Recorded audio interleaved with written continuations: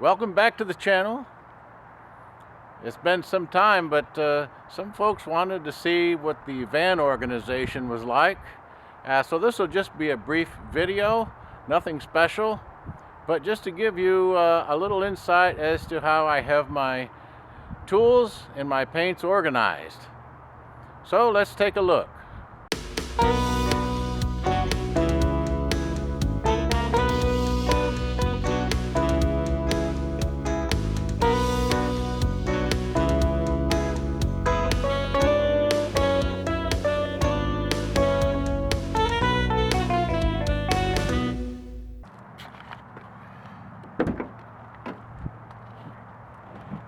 So, just getting into the van, let me show you what I have.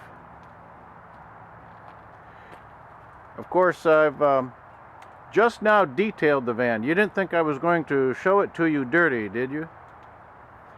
So, because I've done a detail and a little bit of reorganization, everything is neat and in its place. Of course, it's not always like that. You know, if a rainstorm comes up while you're working and you're throwing everything in the van, it gets a little bit disheveled, doesn't it? The first thing you see is this vinyl, and I just dropped this vinyl down like that. That's brand new too, since we detailed it. That keeps my bumper clean. And then the trash can comes over here right underneath my paint guns, so that way when I strain my paint, the paint strainer goes right into the trash.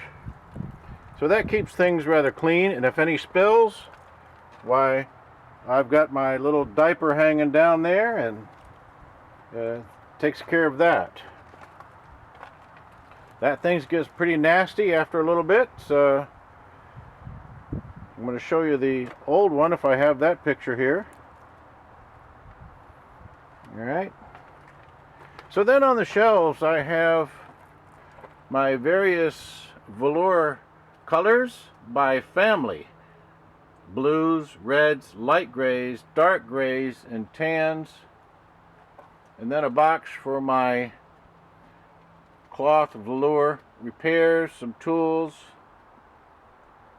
And then up top I have an electrostatic applicator and a plastic stapler, and then various kits. One of them you've seen was my kit for the perforated leather. One is a sewing kit, and the other has some specialty tools like a drill, for example. And up front I have, and I'll show you another picture, I've got the batteries, and I charge the batteries with the smart charger here, and the inverter is all the way to the front, and then I have a power cord coming from that, and then I've just got a brand new 20-gallon upright compressor. And the beauty of that is that now I have enough air to last me all day on my typical shorter days. So I have all the electricity and all the air that I need for a full day's work when I head out in the morning. Here I have some storage. Just a little box of some storage, and then that also lifts me up to a working height here. These are my leftover colors, empties in the back, some colors half full probably up here up front, and I try to use up these leftover colors as quickly as I can because I like to make fresh color. So for example, if I had a gray, I might combine all the leftover grays together and use them up on that job. That way next time I'll start fresh. So what I've done here, I've just taken a piece of plywood and drilled holes and spaced that up. That way there's room for these to stay stood up, and it kind of keeps them organized a little bit. And you never have any leftover, you don't have any throwaway liquids. All the paint gets recycled in here. There's never any liquid trash whatsoever. Everything is reused. And then while I'm working, by the way, I will pull this forward, and then I'll take my box with my pigments. Now this will be a nice working height. And so as you can see, that's up high where I can work on it. Now this always is the dirtiest part here, because while you're mixing paints, this is always going to be dirty. I clean it out every year. I have my pigments and my base here and all my additives. So when I go to the job, I can pull out either paints that I'm using currently. For example, if I have a tan, I might use out of this tan all day and keep on adjusting it. Here's a gray. So if I have grays for several different cars, I'll adjust that same gray all day long. Just keep those there handy. And of course, if I need other colors, they're right there. So I keep these would be my premixes. I keep them used up so I have as fresh as possible. And my cleaners and various solvents and some water, I keep right here handy as well. So that's the working setup. And up here I have paper towels. Oh, speaking of paper goods, I also keep a good supply of Dixie cups. So whenever I need a temporary container for mixing, I have it handy. Whenever you need something for cleaning, it's always handy. I have the paint strainers here underneath, always handy. So having an abundance of paper goods will serve you well, because that means that you're going to be working efficiently. You're not going to be hunting for your cleanest dirty rag, and you're never going to be lacking for a container, ever. That really expedites the work, in my opinion. It also keeps things from being contaminated. I always, for example, have clean paper towels and just toss them away. Easy to do, like that. Now the other thing I have is some clean terry cloth towels, which I will use on the carpet steaming treatment, and also my drop cloths, of course, along with some masking. By the way, the masking tape is all in here, various sizes, and these little booties are actually what the bed sheets come wrapped in, and I use these to cover over top of the seat belt latches. So that's double duty on those. I also have a box of repair materials up here.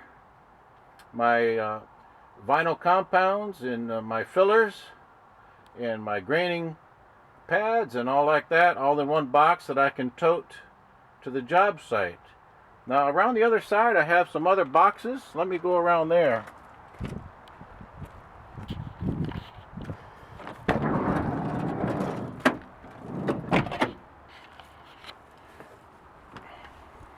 Let me move this.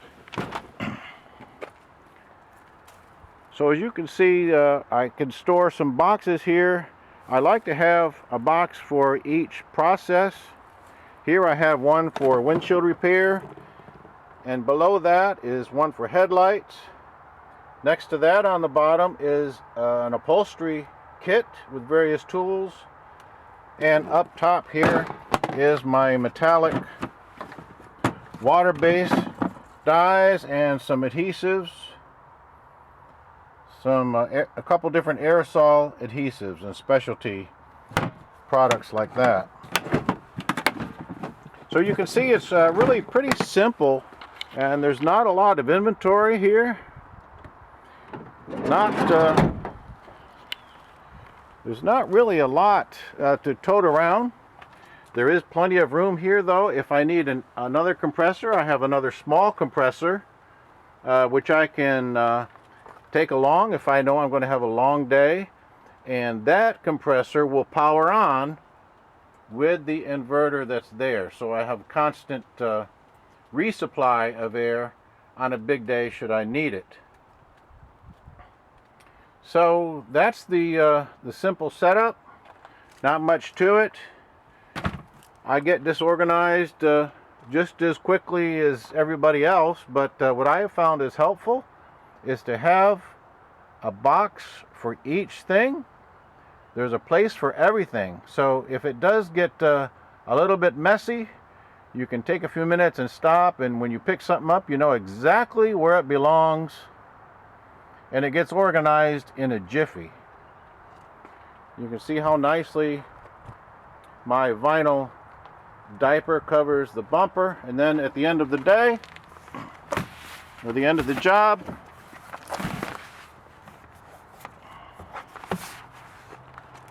I just fold it up out of the way like that, and we're good to go. Up front, there's nothing special. Graphics, just try to keep this clean too. The credentials for the airport, tripod for the camera I'm holding, and some jackets, paint jackets.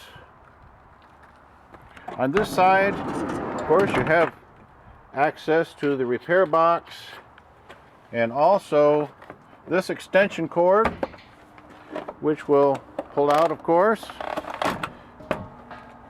And so that's plugged directly into my inverter. And then I have a couple of other power cords at 25 feet each that I can plug in at the dealership or customer's place, wherever I happen to be working. 50-foot reel of air hose. And is that everything? I think that's about it. That's pretty simple. So that's going to be it for today's short video. Just keep it simple, keep it neat, and you'll be able to work very efficiently. Thanks for watching. In a previous video, I teased you about a song I was working on, so I thought we could finish up this short video with that song. I finished up the CD in August, and I had an initial batch that I was going to send out to family and friends. Now you've heard about the great deficit that the U.S. Postal Service was facing, but after sending these CDs out, I took care of that. You haven't heard a word about it since. So this goes out to all the musicians that watch the channel, a tune called L.A. Bound.